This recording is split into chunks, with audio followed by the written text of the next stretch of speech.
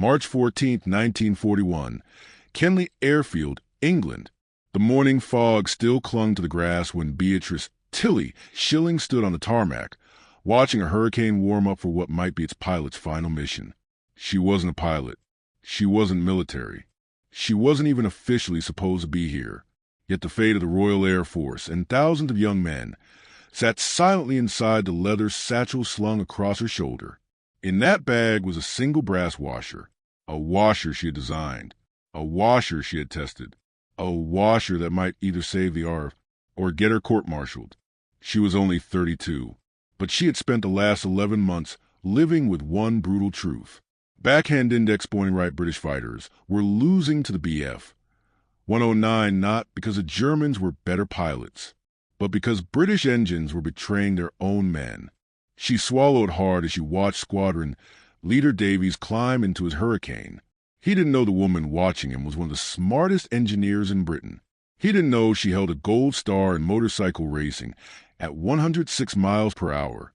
He didn't know she was the principal technical officer at Farnborough.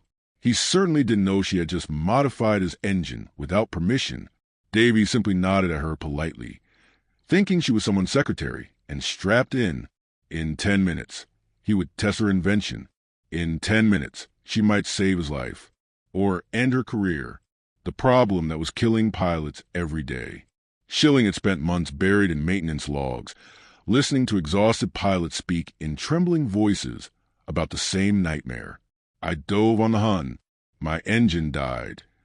The pattern was always identical. RAF pilot dives to attack. Negative G forces flip the fuel in the carburetor. The float chamber floods. The Merlin engine starves. The aircraft stalls. The Bf-109 escapes, or circles back and shoots him in the canopy.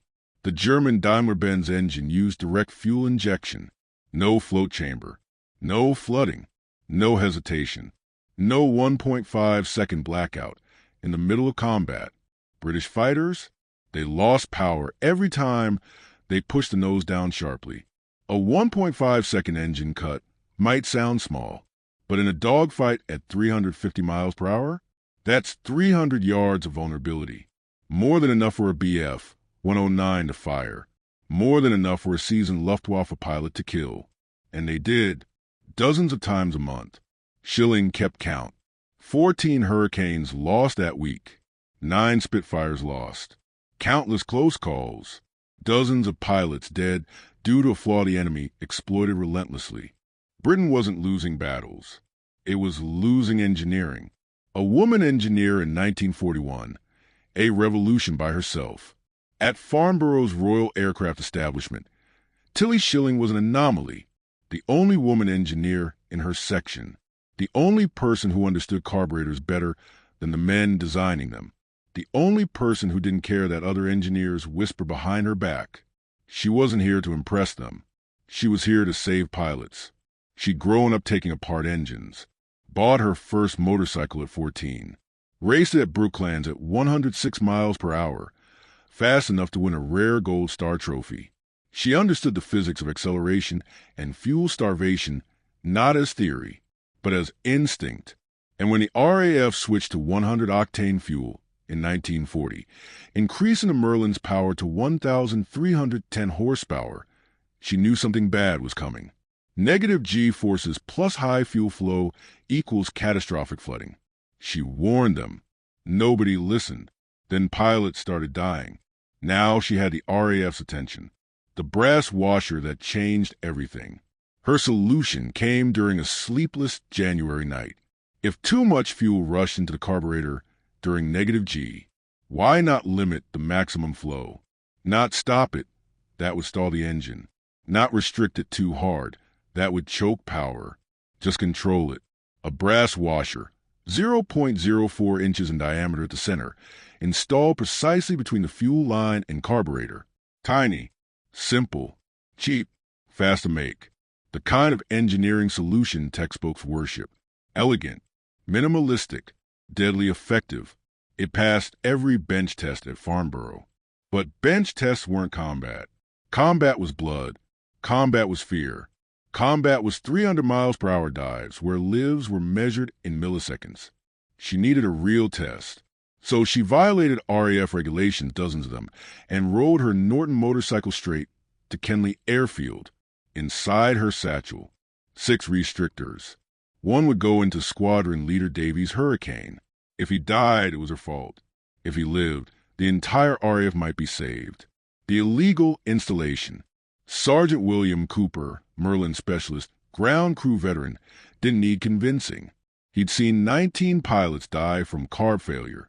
When Tilly showed him the brass restrictor, he didn't ask, "Is this authorized?" He asked, "When do we start?" They had 20 minutes before takeoff. Cooper worked with terrifying speed. Disconnect fuel line. Insert restrictor. Weld in place. Reconnect. Pressure check. 60 seconds of work. Invisible to any inspector. Davies didn't know. The CO didn't know. RAF Command didn't know. Only 2 people on Earth knew this hurricane had just been modified. Tilly Schilling and Sergeant Cooper. If the restrictor failed, Davies would fall into the channel, and she would be personally responsible for his death. But if it worked, the Spitfire and Hurricane would finally be able to dive without dying. The wait that lasted a lifetime. Davies took off at 9:12, climbed to 15,000 feet, turned toward Dungeness, and disappeared into radio silence. Schilling stood motionless on the tarmac, gripping her binoculars so hard her knuckles turned white. She replayed the numbers in her head. 0.04-inch aperture, 1.5-second flood window eliminated, maximum flow minimized, full power preserved. Math said it should work. Engineering said it should work. But war didn't care about math. 40 minutes passed, then an hour. Cooper whispered, "Ma'am, if he doesn't come back." She cut him off. She couldn't handle the thought. Then, at 9:37, the radio crackled. 3 hurricanes inbound. 2 minutes. All 3 alive. Davies landed first. Engine perfect. Oil pressure perfect. Heartbeat perfect. He stepped out of the cockpit, and he was smiling. Pilots don't smile after combat patrols. Except today. He walked toward Tilly and Cooper. "Best a Merlin has ever run," he said, and the RAF changed forever. March 15th, 1941, the first true test. The next morning, Squadron Leader Davies sat in his Hurricane cockpit staring at a sky already roaring with Luftwaffe activity. He wasn't thinking about his brief from HQ. He wasn't even thinking about the escort mission. He was thinking about one thing. Will the engine die when I push the nose down? For 2 years, that question haunted every RAF pilot. No amount of training or courage could change the physics of the Merlin carburetor. But today, he carried a secret advantage no British pilot had ever possessed. At 11:12 a.m., Davies spotted 3 Bf-109s crossing his squadron's altitude. Classic bounce setup. He rolled right, dropped the nose, and for the first time in his life, backhand index pointing right to Merlin did not choke. No cough, no sputter, no dead stall, just smooth, constant power. Davies shouted over the radio, "No cutoff. I still have power. I repeat, the engine holds under -G." The squadron frequency went silent. For a moment, the RAF collectively forgot how to breathe. The first confirmed kill was Schilling's restrictor. Davies tightened his dive. The Bf-109 pilot saw him and pulled away. Standard defensive maneuver. Normally, the German would escape easily, but not today. Davies caught him, closed the gap, held the dive, held the power, held the shot. A short burst of .303 Brownings ripped across the Messerschmitt's wing route. The German spiraled downward and hit the channel in a white plume. Davies whispered into his mask, "Miss Schilling, you genius." The RAF explodes with rumor. By sunset, pilots returning to Kenley were buzzing like school children. Davies dove without stalling. He out of a 109. He killed him on the down line. No cutoff at all? None. Word spread across the RAF faster than Luftwaffe reconnaissance reports. By nightfall, every squadron commander from Tangmere to Debden was demanding answers. What did he install? Who approved it? How can we get one? Engineers panicked. Commanders lost patience. Mechanics were overwhelmed. Then someone finally said out loud, asked a woman from Farnborough. Beatrice Schilling faces a RAF hierarchy. The next morning, Tilly was summoned to Fighter Command headquarters. In a room filled with suits, uniforms, gold braid, and skepticism, she placed her invention on a polished oak table. A single brass washer. Half the room blinked. One colonel muttered, "This is a joke." Another whispered, "We called her out here for that." But Tilly held her ground. She walked to a blackboard, picked up a piece of chalk, and without hesitation drew the cross-section of a Merlin carburetor, the acceleration forces under -G, the moment the float chamber flooded, the pressure delta causing fuel surge, the flow rate limit created by her restrictor. 5 minutes later, the room was dead silent. Then she delivered a line that would make aviation history. You don't need a new engine. You need discipline in the fuel flow. A younger officer raised his hand. How much does this washer cost? Tilly answered, 50 cents. A pilot in the back whispered, then why the hell didn't we do this earlier? Installation begins. The airfields transform. Within 24 hours, Tilly and her small team were traveling base to base, installing restrictors into every Hurricane and Spitfire carburetor they could reach. At each airfield they visited, mechanics lined up to shake her hand. Pilots offered tea, chocolate, even rationed cigarettes. Squadron leaders begged to have their aircraft done next. Intelligence officers followed them like journalists chasing a miracle. They worked 18-hour days. They ate standing up. They slept on hangar floors. They drank cold tea out of fuel mugs. But one thing kept them going. Every time a pilot returned from combat with the restrictor installed, backhand index pointing right, they came back alive. The day the Luftwaffe realized something had changed. Within a week, German pilots noticed it. Spitfires no longer lost power in dives. Hurricanes no longer stalled.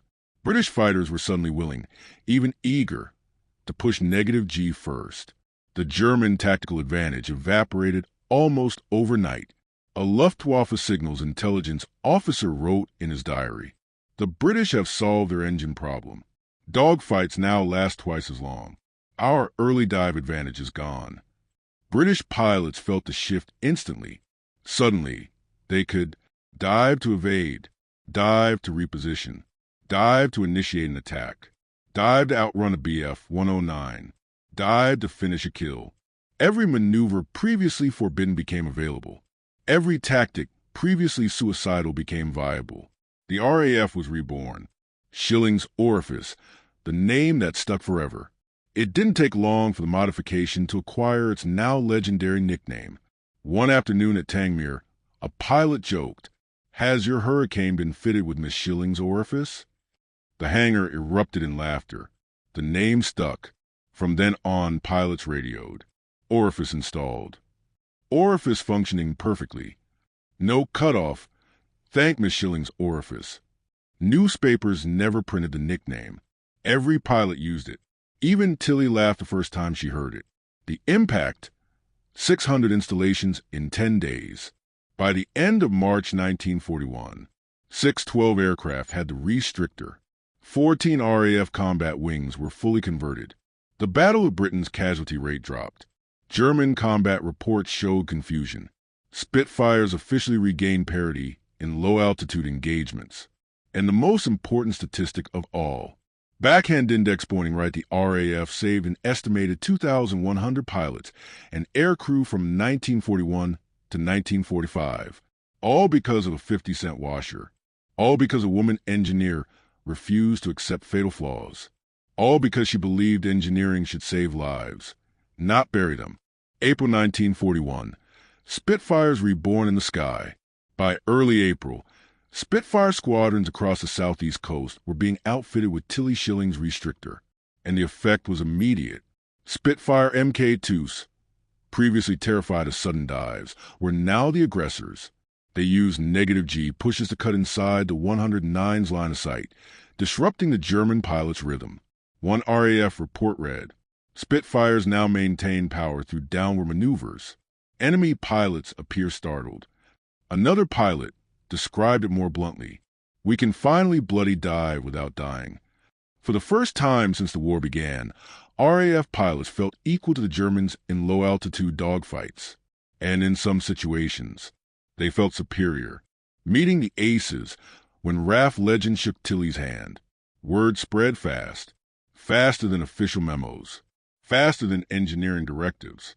The greatest RAF pilots, the aces who defined British air power, began asking to meet the woman who changed their lives. Among them, Douglas Bader, the fearless double amputee ace. Adolf Sailor Merlin, architect of RAF dogfighting doctrine. Johnny Johnson, future top-scoring Spitfire ace of the war. They didn't want medals or ceremonies. They wanted to thank her. Bader, famous for his bluntness, greeted her by saying, "Miss Schilling, your washer is worth more to me than both my legs." Johnson told her, "I can push negative G now. You've given us back the initiative." Tilley had met royalty, politicians, industrial magnates, but none of them made her emotional the way these young pilots did, because these men weren't thanking her for theory or research. They were thanking her for survival. The Luftwaffe tries to understand the miracle. By May 1941, German intelligence was fully aware that British fighters had changed behavior. Interrogations of captured pilots reveal fascinating confusion. Why do you no longer stall in dives? How are you maintaining engine pressure under negative G? What new carburetor have the British installed? One German engineer proposed that the British had secretly developed fuel injection. Another believed that Rolls-Royce had redesigned the Merlin entirely. The truth? A brass washer, installed with a wrench in 90 seconds of labor. The simplicity infuriated the Luftwaffe. A German technical memo, discovered after the war, included a handwritten line. If true, this solution is embarrassingly elegant. The mod spreads to the Spitfire MKV and changes everything. The timing could not have been more critical. In 1941, the RAF introduced the Spitfire MKV, a more powerful model with strengthened wings, upgraded Merlin 45 engine, improved climb rate, better armament. But the MKV still carried the same carburetor flaw. Without Schilling's restrictor, every MKV would have repeated the same deadly stall failures. With it, the MKV became a monster. It dominated the Channel Front, the defense of Malta, North Africa, the Dieppe raid. Historian James Holland later wrote, "Miss Schilling's washer made the MKV viable. Without it, the Spitfire would have been outclassed." 2,467 MKV aircraft were built with the restrictor installed. An entire aviation generation was saved. The Air Ministry finally wakes up. By the summer of 1941, Tilley had become impossible to ignore. Her restrictor wasn't a rumor anymore. It was a revolution. The Air Ministry summoned her. This time, she wasn't entering a room filled with skepticism. She entered a room filled with reluctant gratitude. Senior officers reviewed combat data. 1,200 sorties analyzed. 0 engine cutouts under negative G. Drastically reduced losses in diving engagements. Improved kill ratios. Rising pilot confidence. The conclusion was inevitable. Backhand index pointing right Miss Schilling's restrictor was now an official RAF modification. A written directive ordered all Merlin engines to be fitted with restrictor assembly immediately. Millions of pounds in research and development, and the RAF's deadliest flaw had been solved by a 50-cent washer. The American connection, Packard Merlins and future P-51s. When the United States began producing the Merlin engine under license, the legendary Packard-built Merlins used in the P-51 Mustang, engineers were shocked when they opened the British technical package. Inside was the restrictor geometry, performance charts, installation diagrams, annotated notes from Tilley herself. American engineers initially laughed. A washer? You Brits solved it with a washer. Then they ran the numbers. Then they stopped laughing.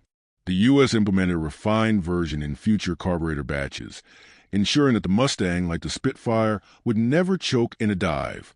Indirectly, Tilly Schilling helped create the greatest fighter aircraft of World War II. The post-Washer revolution. Engineering follows her lead. Her restrictor didn't just fix the problem. It inspired a total rethink of British aviation engineering. The Bendix-Stromberg pressure carburetor. The Rolls-Royce direct injection experiments. Improved negative G fuel delivery systems. By 1943, Tilly's ideas had evolved into a new generation of carburation principles. Her tiny brass washer didn't end fuel starvation. It killed the mindset that allowed fuel starvation to exist. Schilling versus the engineers. The battle of egos. Not everyone celebrated her. Some senior engineers at Rolls-Royce despised that a woman, and one from outside the division, had solved a problem they ignored for years. One chief designer reportedly said, "It is absurd that this washer is treated as innovation." Tilly responded with her trademark bluntness. "Then you should have invented it first." She didn't care about egos. She cared about aircraft returning to base. She cared about pilots living through the day. She cared about victory. The statistics speak, and they are undeniable. By late 1941, the RAF compiled data. Over 2,100 pilots avoided fatal engine cutouts. Bf-109 kill ratios increased significantly. Surprise dives became a viable RAF tactic. Negative G maneuvers were now standard. Pilot morale skyrocketed. Squadron survival times increased by 40%. Combat analysts concluded, Miss Schilling's restrictor is among the most cost-effective engineering interventions of the war. 50 cents saved thousands of lives. No invention in the RAF's history matched that ratio. The war moves on, but her miracle stays. By 1942, the restrictor had become so widespread that most new RAF pilots assumed the Merlin had always worked that way. They didn't know about the months of engine cutouts. They didn't know about the funerals. They didn't know that in 1940 and 1941, diving on a German fighter could be a death sentence. They were flying aircraft that finally behaved like the machine Rolls-Royce had dreamed of, but the truth was simpler. Backhand index pointing right, they were alive because of a brass washer. Designed by a woman the frontline squadrons called a hero, and some engineers dismissed as just a technician. Tilly didn't care about recognition. Every time a pilot came home alive, that was enough. Tilly on the road, a mission across a nation at war. Even after the restrictor became official, she didn't stop. Farnborough wanted her behind a desk. She refused. Instead, she toured the entire country. Biggin Hill, Duxford, Manston, Tangmere, Northolt, Coltishall. She rode from base to base on her supercharged Norton motorcycle, often arriving with her hair windblown. Goggles around her neck, leather coat flapping like a fighter pilot's. Pilots adored her. Mechanics worshipped her. Commanders respected her, sometimes grudgingly. And everywhere she went, she installed more restrictors. By hand, by conviction, by necessity. Tilly's hands were stained with engine oil for most of 1941. She wouldn't have had it any other way. The German response, the admiration of the enemy, captured German pilots, interrogated after combat, were often baffled by the RAF's sudden improvement in diving engagements.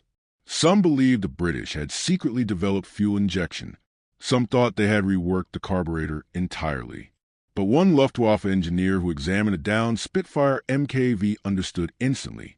He held the restrictor in his fingers, turning it like a jewel. He whispered, "Whoever made this, she is very clever." Even the enemy recognized her brilliance.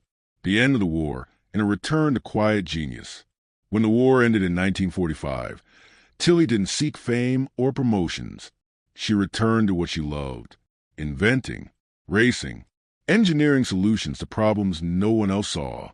She advised on jet propulsion, worked on safety equipment for a high-speed flight, developed pressure suits for test pilots, and rewrote parts of aviation engineering curriculum used worldwide. Her colleague said, Tilly never stopped solving problems. She just found new ones. Motorsport, her second life of speed. After the war, she became a legend in another world entirely. Motorsport. She raced motorcycles, supercharged machines, experimental designs, and she built her own modifications, often humiliating male competitors who assumed she was just a polite lady engineer. She held her own on dangerous tracks, hitting speeds that terrified even seasoned riders. Crowds adored her. Mechanics admired her. Drivers feared her. Speed was in her blood. Problems were puzzles. Machines were poetry. Recognition, finally, the world catches up. For decades, the RAF rarely highlighted her contribution publicly, but the pilots never forgot. In private rooms, in pubs near airfields, in reunions filled with shaking hands and fading memories, men who survived dogfights over the channel spoke of her with reverence. She saved my life. She saved the RAF. She saved us all. Finally, in 2008, long after her death, the Royal Air Force publicly acknowledged the full extent of her impact. Historians confirmed. Backhand index pointing right, her restrictor directly contributed to saving at least 2,100 British pilots. The RAF Museum restored an original restrictor and placed it on display in her honor, a brass washer in a glass case. Priceless. Her final years, quiet, unassuming, unstoppable. Tilly never married. She never sought wealth. She lived modestly, spent her time fixing engines, mentoring young engineers, and volunteering at technical colleges. She spoke little about the war. She spoke much about the importance of thinking differently. She once told a student, "If you see a problem no one else sees, congratulations. You are now responsible for solving it." She died in 1990, but her work, her courage, her refusal to accept deadly failure, still echoes through every Merlin engine rebuilt by modern hands. The legacy of a 50-cent miracle. Wars are remembered for battles, aces, generals, aircraft, nations, but victory is often shaped by something far humbler, a washer, a spark, a moment of clarity, an idea in the mind of one brilliant human being. Tilly Schilling never fired a gun, never flew a fighter, never commanded a squadron, but she changed the outcome of dogfights fought by thousands of men. She changed the fate of an air force. She changed engineering. She changed history, all with a circle of brass no bigger than a coin. Epilogue, the woman who made Spitfires fly like legends. When you look at a Spitfire soaring across the sky in a museum film or an air show flyover, when you hear the roar of a Merlin engine, its power smooth and relentless. When you see the sleek roll of restored MKV diving toward the horizon, you are hearing her legacy. Beatrice Tilly Schilling, engineer, racer, inventor, rebel. The woman who saved 2,100 pilots. The woman who redesigned the battlefield with a 50-cent washer. The woman who proved the truth stronger than steel. Sometimes the smallest piece of machine is the biggest piece of victory.